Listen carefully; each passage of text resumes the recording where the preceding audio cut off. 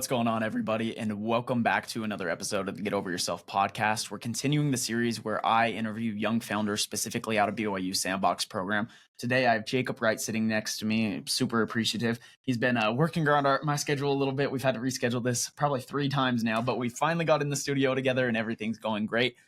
Jacob is a founder guru. It feels like anything he touches in the early stage just absolutely booms. So in today's episode, I really want to help you young entrepreneurs out there figure out how to validate a business idea very, very quickly and then also get early traction. And Jacob is the perfect example of that. He's created multiple businesses at this point that in the early stage, you just somehow get people to buy your product. That is a very difficult thing. I remember thinking, like, when we were working on the early days of Interval, I'm like, oh, it's going to be easy. We just made something really cool. Now we're going to get customers. It is not that simple, and you are very good at it. So I'm excited to have you on this episode. Guys, a little bit more about Jacob. He's a builder and a fitness enthusiast. He grew up mainly in Utah, but has lived throughout the entire U.S. at various points in his life. Fitness is one of his greatest passions, and he's also worked as a personal trainer for several years. And I don't know, maybe you got to give him a flex or something for anyone who's out there watching. But yeah, he's a big guy, guys. He loves math and has competed in and won several state and national math competitions, and he's currently living in Lehi, Utah. And in today's conversation, we're going to talk about several businesses that he started specifically in the Sandbox program and outside of it, how he's been able to ideate, innovate, and continue to grow in such a fast pace. And then also some of the failures that come with that and why it's so difficult to actually scale a business, what the difference is between an early customer and actually getting them to stick around for quite some time. So guys, with that all being said, super excited. This is going to be one of the most impactful episodes we have ever recorded here on the Get Over Yourself podcast. So let's jump straight into it.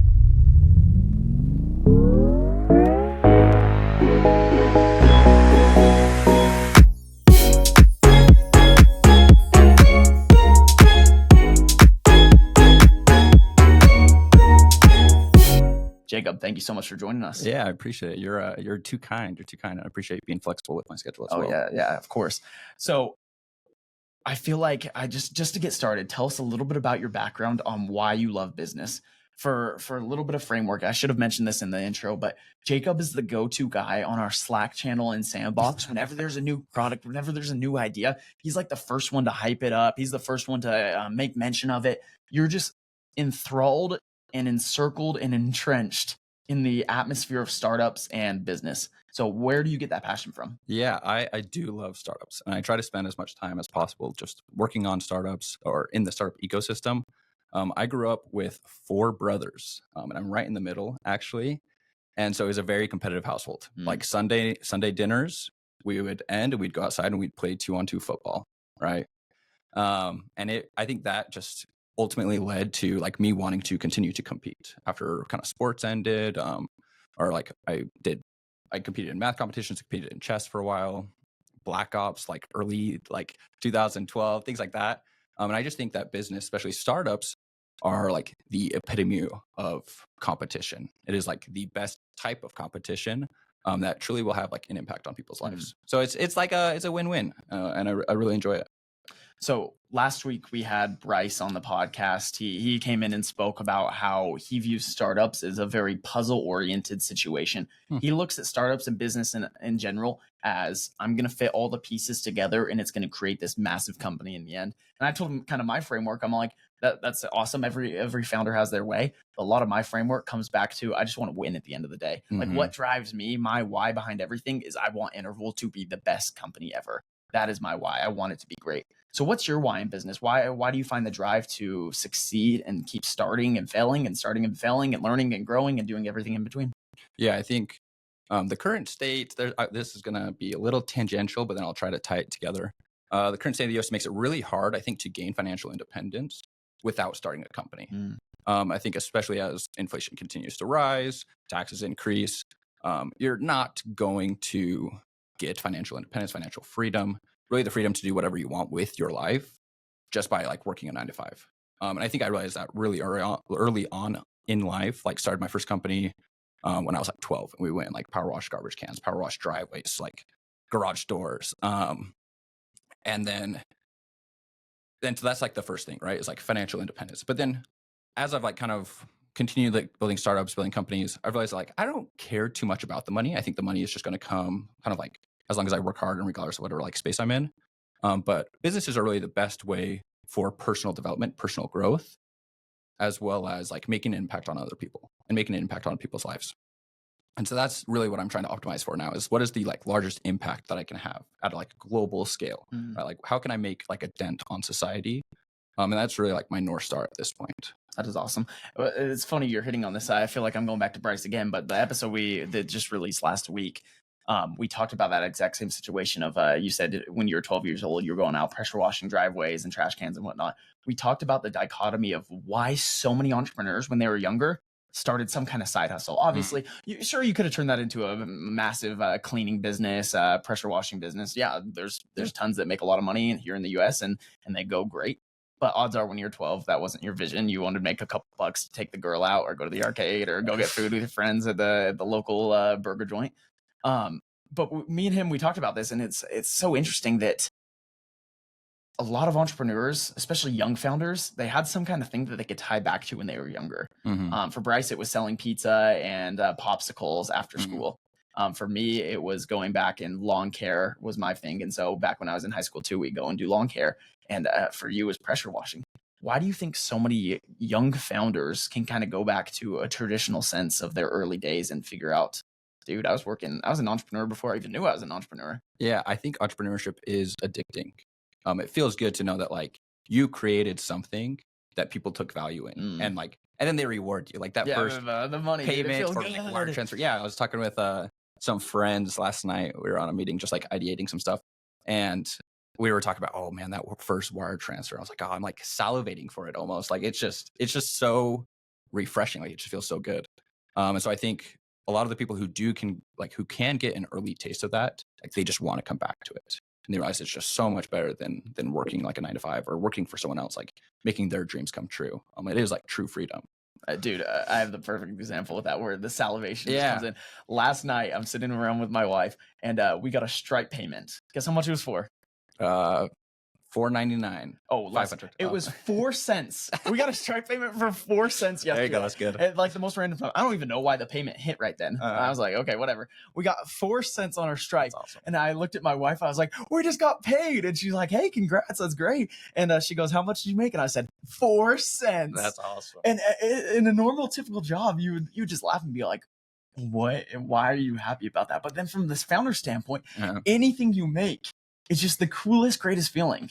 Yeah. And so tell us a little bit about you've obviously stepped into the startup atmosphere throughout your entire career now, your working professional career. And you had the upbringing of wanting to do something entrepreneurial and the addiction behind it. Tell us what kind of caused that post when you were 12 versus going on an LDS mission, going to college, and then where you're at today. It's kind of like what continued it. Yeah. What drove you to kind of where you're at right now? Yeah, it's a good question. My LDS mission experience, I think, was pretty unique. It was during COVID, and then I was fortunate to get redirected essentially from Japan to Fort Worth, Texas. And the Area 70 authority in Fort Worth, Texas, his name is Mark Gottfredson, and he's in charge of the Dallas office for Bain & Co. So he's a beast. That's a big business. Yeah, exactly. And he is just like gung-ho about missionary work and innovation. And so when all these missionaries were like kind of locked up and like couldn't really do much, he was like, we're going to like change it. Like I'm down to like experiment with all these other things. Might as well. You got nothing else to do. And so another actually sandboxer named Zach Allen, I'm good friends with, he started just experimenting with like different English Connect setups, like running ads, Facebook groups, all these things. And realized, oh, we could like totally turn this into like a whole way of doing missionary work. And so we ended up, they like gave me a laptop. I ended up coding for like the first year of my mission. Actually, I wasn't like proselyting. And we were building just a lot of like an in-house CRM, building like revamping all of English Connect.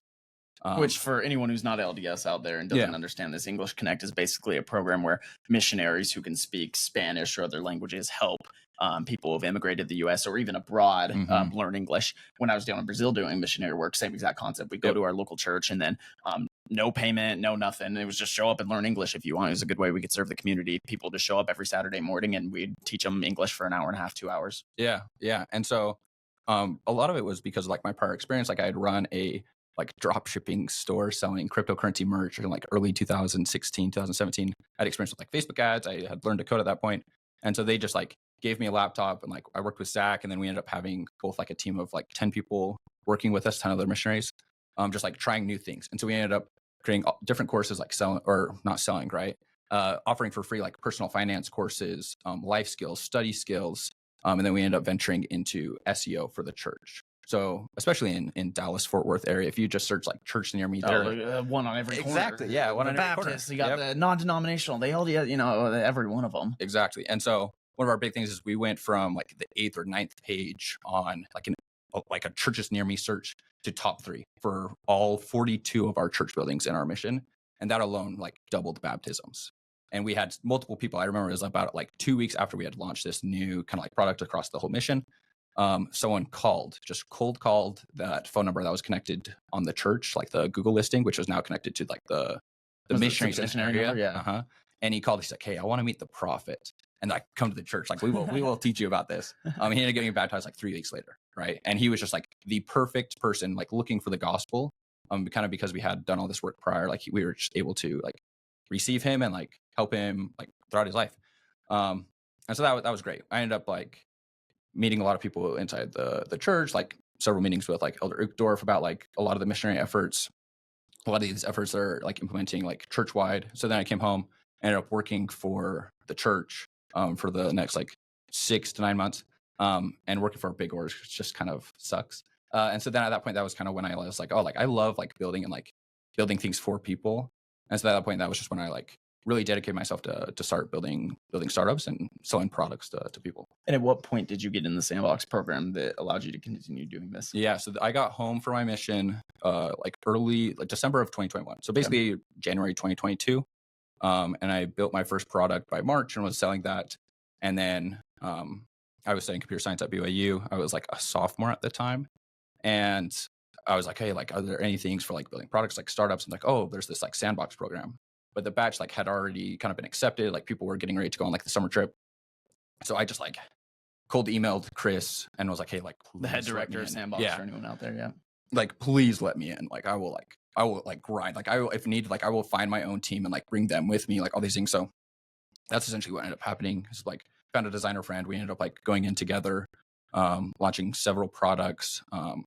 One of them, probably like our most popular one initially, it was called Proxy.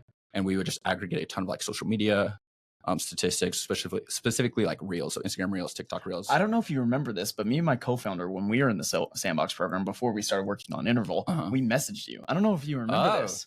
I don't know. This is a long time ago, but we had the exact same concept. We were like, okay, how can we figure out what the best trending audios, the caption lengths, the average video length, like how can we figure out all the data behind the best performing videos so we could help young influencers and young creators scale up? We kind of didn't go down that path because B2C for an industry that hasn't made money yet, you're trying to chase after these influencers who haven't made any money yet. Their willingness to pay was very low. Why didn't you guys end up chasing it? So we ended up targeting social media managers at companies. So like Bohm, for example, was like one of the customers and things like that. So we ended up having, we were at like 20 customers and we were charging them like $20 a month. Okay. So we were like pretty made low cost. Right. So made like a decent amount of money. Like, okay, like this is kind of promising. But then we realized we just didn't really like the creator space. Like I just don't like social media except Twitter or X. That's the only thing I use now, really. Shout out to Elon Musk. So that's really like the only thing I really use now when we realized we just didn't like social media. Right. So we ended up like pivoting and playing with other ideas, which ultimately led to Proxy. Okay. And tell us a little bit more about Proxy. This is kind of the company you worked with inside of Sandbox. And then tell us a little bit about why it didn't end up working and where you're at from there today. Cool. Yeah. So Proxy was a clean energy product marketplace, so specifically solar, but then we ended up also offering like HVAC, heat pumps, even some smart home products for home builders. And the main premise was in certain states that were very pro clean energy, such as California, they were requiring new builds, so like a new home being built to meet certain energy requirements that majority of the time, like specifically in California and then also a couple other states, required the mandate of solar to be added onto the house. So I was just in California last week, and I grew up there, so I travel back to visit my parents maybe once a year or so. And there was this whole new neighborhood that it was my hometown. I'm like, what the heck? All these new houses right here. It looked out of place for me. But one thing I noticed is every single house in there already had solar on it. Yeah. I'm like, wow, either a door-to-door salesman went really good in here, or it was a mandate. So we were creating software to just help streamline that process for home builders. And what did it do? So initially it was just essentially like a form intake order of like, oh, they would upload like their house plan. And then they would just say like, this is the solar that I want. And like, this is what I need to buy. This is the product I want. This is who I want to buy it from. And then they would get shown like, this is your total cost, and they would pay through us. And then we would manage the like procurement, the actual like processing and everything like that. But they realized that most of the home builders actually didn't know like what size it needed or anything like that. And that was kind of like the sales rep's job, is they were telling them like, oh, your house is like 3,200 square foot. Like you're going to need like 6 kilowatts to meet this like standard. And so then we just started using large language models. This was like right as ChatGPT came out, like November 2022. We started using that to kind of like help automate a lot of those like procurement steps. Okay. And it ended up like working really well. So we scaled pretty quickly. We had quite a bit of traction within our first like 3 or 4 months, mainly because we were, as a marketplace, we were just taking transaction fee. And when you say big traction, obviously this is completely dependent on whatever industry you're in. 100%. In some industries, big traction could be landing one client, but it's worth a lot of money. Yeah. In other industries, you need 500 clients to make it seem anything. So what is big to you in that case? So in this case, we were working with home builders, right? So one home builder would have a house and they would probably do like 3.2 kilowatts, and we would make like 1,500, or the total cost would be like 20K, and we would make 15%. So it'd be like 3K a house. Okay. So this is a decent chunk of change for one customer. Yeah. And it's like, that's one house. And this home builder is going to do like 250 homes a year. Right. So that alone is worth like 750K if we can like keep them as a customer and like keep them returning. So we ended up breaking like $1 million in annualized revenue. We had one month where we did like a little over 100K and ended up getting accepted into an accelerator program out in San Francisco called HF0, which is a very unique like accelerator program. They accept 10 companies. You all live together in like a Victorian mansion in downtown San Francisco. They give you 500K for 2.5%. So great, very great low deal for a big return. Yeah. So, we moved out of San Francisco and it was great. And then kind of me and my co-founder had different ideas on like where the company was going. Can't like talk about specifics, unfortunately. And we ended up just like separating, and then I ended up joining my friend's startup called RunPod, which has been a great experience so far. So, and I want to jump into RunPod here in just a minute, but I don't want to skip over Proxy and we'll jump into this with your current side hustle you work on while doing RunPod, sister. But one thing I really want to harness, and I mentioned this at the very beginning of the episode, is you are very good at finding early adopters. As a young founder, one of the biggest pains that somebody could face is, okay, I made this product and I think it's really good, but I want somebody to pay for it and then give me their feedback. One of the biggest pieces of advice that I've ever been given is never make a product and then just give it away completely for free, because that doesn't validate anything. Sure, a free trial or random things like that, but like if you make a product, even if it's for very, very minimal cost, sell it for something to prove that there's value behind it. Figure out that customers are actually willing to pay for it. And so in a founder's journey, it's okay, I'm working on this product. Sometimes you get to sell the proof of concept. Sometimes you could sell the MVP. Sometimes, depending on the product, it has to be pretty far along in order to get somebody to actually buy it. But where do you go about finding your early customers? Yeah, I think just kind of talk about like the whole like process and my thoughts about it. When I was first getting started with startups, like the mom test was like my Bible. Like I've read that probably like 100 times. Explain the mom test for anyone who hasn't So mom test is a framework to go about kind of validating ideas.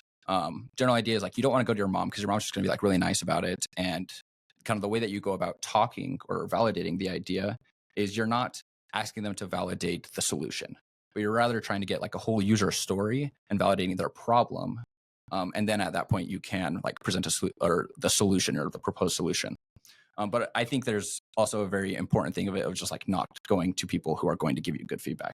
Like you want to go to, especially when you're like ideating, you want to go to like the hardest part possible. Like you want to go through most of the friction at the beginning, because if you can get through it, it means the idea is good.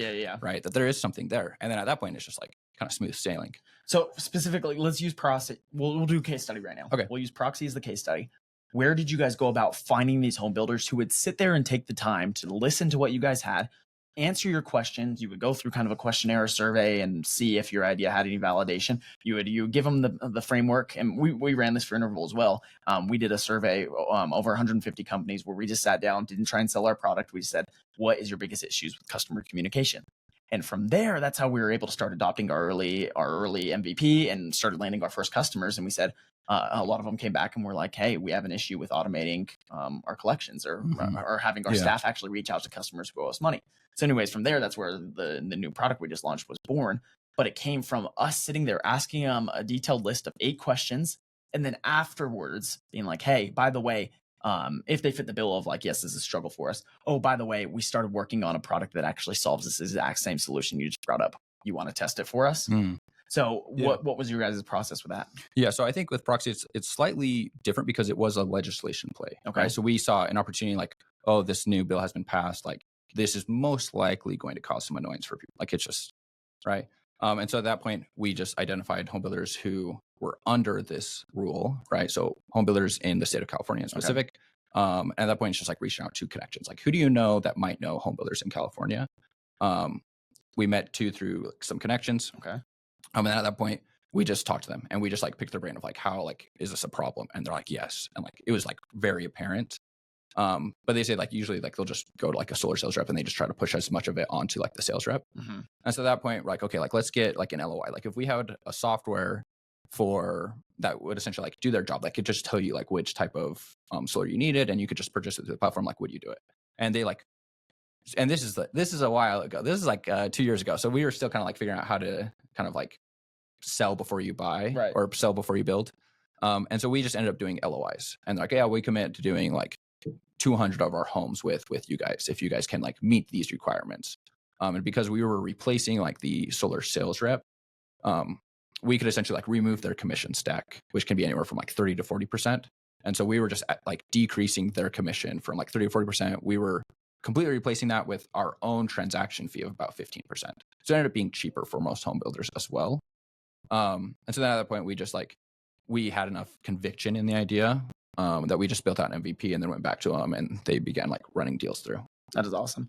And so how many early home builders did you have to sit down with before you actually landed a customer? If you remember off the top of your head. I know it was a couple of years ago. 2, and like both of them ended up converting. Okay. And it was mainly just because like the problem was so fresh and so heavy, like in the state of California. And I think those are like very rare problems to find and generally created through something artificial. And once again, the 2 was huge for you because those are big ticket. 100%. So I want to, once again, as we're continuing down this case study here, depending on the industry that you guys, everyone who's listening today, depending on the industry that you're trying to target with your business, there's different aspects that will give you kind of the validation you need. Is a business willing to pay for your product, proof of concept, MVP, whatever it is? Are they willing to pay for it is kind of the first and foremost. You don't have a business if you can't sell anything. 100%. Second part is, okay, now that we have kind of a general idea of some people yes, some people no, is it actually achievable where we will make enough money to sustain this business and grow it in the future? If you had one home builder, but their ticket value was only worth $500 and you had 12 other home builders you surveyed or 100 or however many it is, probably not the best business model. $500 isn't going to do anything for you. Yeah. But if you go out and you get proof of concept and you present your offer to somebody and they're willing to pay $1,000, $5,000, whatever the cost is, and they're a little bit higher of a ticket cost, maybe that validation is there. So I guess use this as an example, but when you're going through your entire validation process, figure out exactly what you have to do to make it worthwhile for you.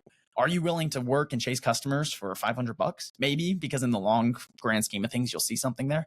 But at the beginning, your customers, you only needed 2 because that was the validation. That was the high tickets you needed. Yeah. And I think it's also a very different validation process for consumer versus like B2B or business to business sales. Like, for example, with Sister, we had a general idea and like my wife, it's a product like essentially for my wife's target market, right? Of like young women. And so we ended up testing with what our like hypothesized ideal customer profile was. And all of them said no. But we felt pretty strongly about the idea. That's interesting. Why did they say no? And pause real quick. Yeah. Tell us about Sister. Okay. So Sister is an AI beauty assistant for women. We launched the product 3 months ago. We launched it mid-May. And then we added payments June 10th. And we will hit $80K in revenue today, actually. That's awesome. Yeah. It'll be great. And annualized recurring revenue. So we're growing. We're essentially doubling about every 10 days or so at this point. And the general idea, we're going through like a whole revamp, adding a ton of new features. We've got 2 engineers working for us now. Um, is it just helps women feel beautiful. That's like the kind of premise, and like most women want to feel that way. We charge a monthly subscription, and they can kind of get tips and recommendations, kind of see like what colors they should wear, what colors they shouldn't. It's a very interesting product. My wife has great founder market fit in this space. I'm sure you do as well. Thank you. All Yeah. your makeup looks great today. Yeah. So we our initial like hypothesized ideal customer was like an 18 to 25-year-old women, like girls like going into college and like they're beginning to look for like partners and things like that. And we were entirely wrong. Entirely wrong. Everyone that we surveyed in that initial market was like, no. And I'm like, but like it feels like there's something here. Like the main reason we kind of like started hopping on this trend was because we saw a lot of these groups popping up organically on like Reddit and Facebook groups of like just women asking for like Recommendations, glow up basically. advice is kind of the terminology. And so we just ended up like launching the product, and we found that women over the age of like 25 plus convert like to paying users at like it's like a 1 in 3, and they would pay way more than what we're currently charging. And so we just like kind of shifted to that new market. Our like kind of gut feeling or our conviction or self-conviction was correct, and like huge PMF with women, and specifically moms who are postpartum. Wow. Yeah, very interesting. They just want to, they kind of feel like they let themselves go a little bit. Like they just want to like have a glow up. They just want to like feel beautiful again. And they will do a lot to kind of like feel that way. And so you charge right now, what's your pricing model? You charge a monthly subscription and then a markup on the actual products, I believe, Yeah, if right? they do purchase products through. Yep. So monthly subscription is where majority of our revenue comes through. We were charging really cheap initially. It was like we had a vote weekly and a monthly option. The weekly was like $199, and then we were charging like $599 a month. But then we ended up trying to do what they call like the decoy effect. It's like the medium sized popcorn and the large sized popcorn at movie theaters. So we upped our weekly pricing to, I think it's $599 right now, and then our monthly is $799. Okay. So it essentially just pushes people towards the monthly. And that's also because if we find that someone stays for like 2 weeks, and they can kind of go through like that cycle twice, we have like a weekly cycle within the app, they're much more likely to stay. Okay. And obviously the product's still very new right now. And so it'll be hard to say if customer return is going to be the same in 6 months or whatnot. Yeah. But what's been the early adoption that these customers have gone through? Yeah. So we are a little over 20,000 users at this point. And then our like sign up versus paid is about 5%. Okay. And then if they pay, they stay. If they don't pay, we like have pretty much everything paywalled, and so people just like end up deleting the app. Yeah. If they do pay, they stay. Currently, we're looking at about 30% stay after the first month. So still like very low. Consumer subscription apps, I think this is just like the issue in general. Like even Netflix has very high churn. And so we're completely revamping it. It'll end up being very similar to Duolingo, actually. And so we're excited about that. That'll come out in the next like 4 to 6 weeks. Okay, awesome. So, yeah. So tell us about your process where you got these 20,000 users. The product's only been live for what, a month and a half, 2 months? 2 months, yeah. 2 months now. Yeah. So where the heck did you just pull 20,000 people out of your butt? So a lot of I guess the reason why we like saw the potential here was because we saw a lot of like online communities just beginning to pop up. Like you said, Reddit, Facebook groups. Yep. And so the initial 500 users were just from what we call like astroturfing, where you go into these groups and you just like organically promote the app. You just engage as if like you were one of the like customers or one of the like people in the group. Are you doing this under your profile, or are you scamming a little bit where you make multiple profiles? We have multiple profiles. My wife, initially it was just like a lot on hers, and then we've made several like fake female profiles. And we're trying to like automate that. I think that itself could be its own product, especially on Reddit. Reddit has great SEO for things like Google. But then we realized like, let's just own the community. And so we started a Facebook group, and we've scaled it from 0 members to, I think it's at 175,000 members in about 45 days. And so at that point, now we have like our own, like it's branded with our app. They are like, we asked them to download the app, like as they agree to the rules to join the group. And it was like, once we added that and built our own community, like it's just been like growing straight up. Yeah. And now Facebook's doing your promotion for you, basically. Literally. Yep. That's awesome. So tell us your framework. If you were starting It probably will here in the next 3 years. I'm guaranteeing you're going to start something else new. Mhm. Tells your framework that you use to get early validation, to get early traction, to get early payments, and then what your plan is to grow companies from there. Yeah. So the whole idea is you want to get the customer through the buying process, like as far as possible, even if you don't have a product. So for B2B, like even just sell the product, like get a wire transfer before you start building, and then tell them like, oh, if we don't have the product delivered to you by X date, your monthly subscription is going to get like refunded if it's a monthly subscription. Um, and it's just much better than like an LOI. Like they're actually putting like their money where their mouth is.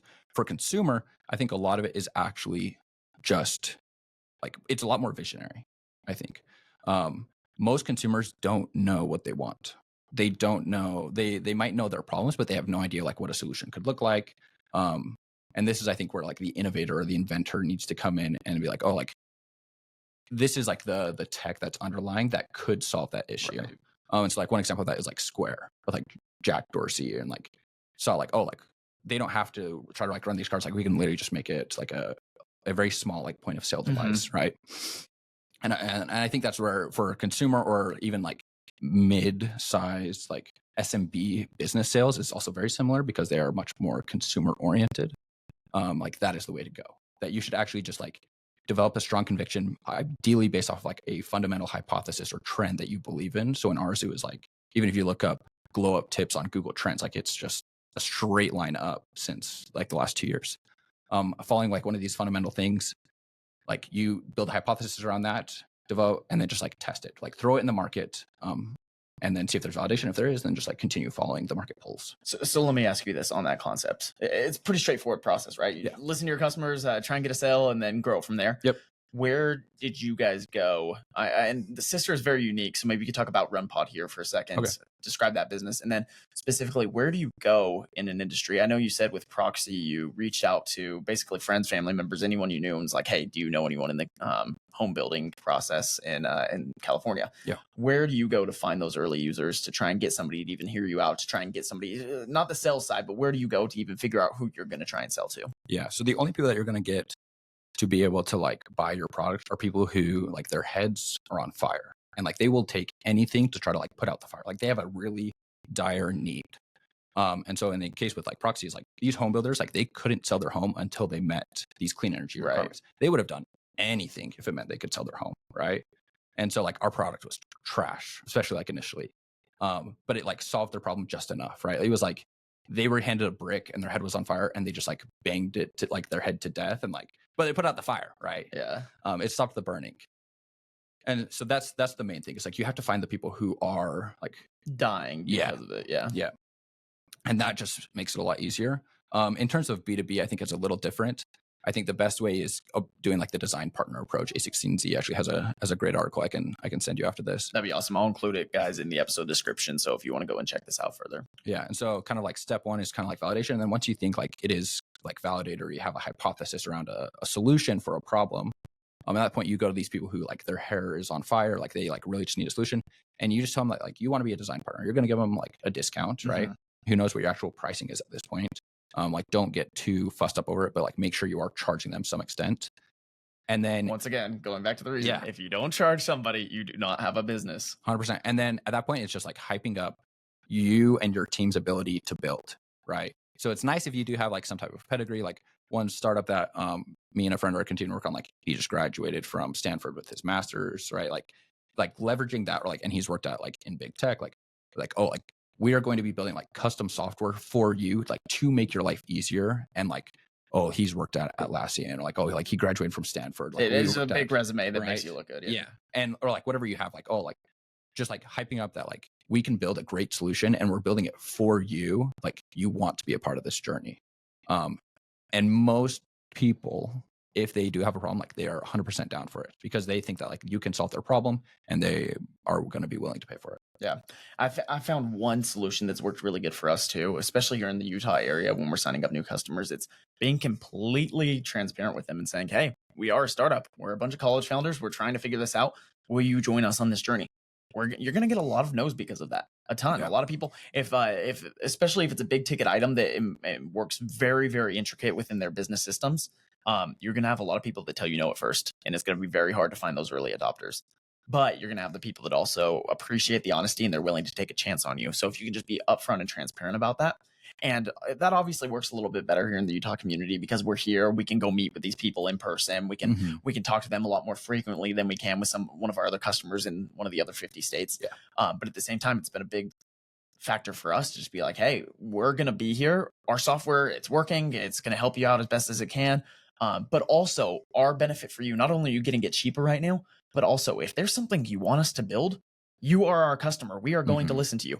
In 10 years, 15 years from now, it's going to be a lot harder for us to just up and make something for you specifically. But if there's something that you and a couple other businesses are interested in, now is the time to jump on. And so that's been an easier selling point for us as well when we get in front of these customers. Yeah, I think that's great.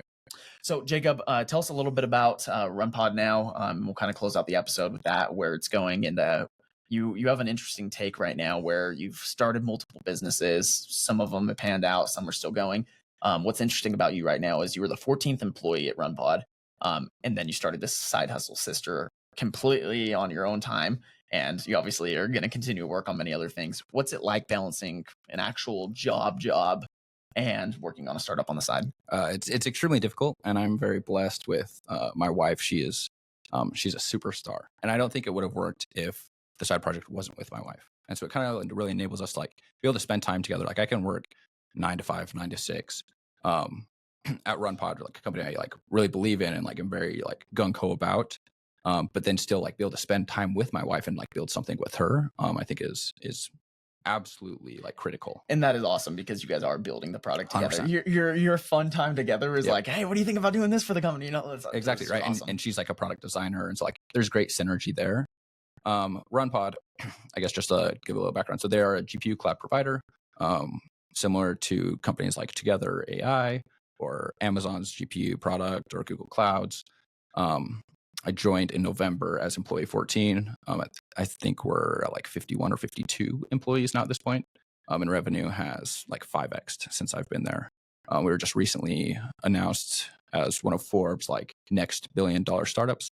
So super exciting, super fun. A lot of great friends at that company, which is kind of like why I end up joining there after like leaving my last startup. But ultimately, right, like there's nothing like starting your own company. And so that ultimately is the next goal. And at this point, I do have a lot more financial freedom than I initially did with my first startups. And so at this point, it's really just like finding the team that I want, the founding team, and really going for like that moonshot, going for that generational company. I love it. Well, Jacob, I want to close out today's episode of the Get Over Yourself podcast. First and foremost, if anyone wants to connect with Jacob, I'll include his LinkedIn in the episode description down below. Cool. Send him any messages that you guys please. And if you guys have any questions, like I said at the very beginning, he is the king of just getting early traction and making sure a product's actually going to work out.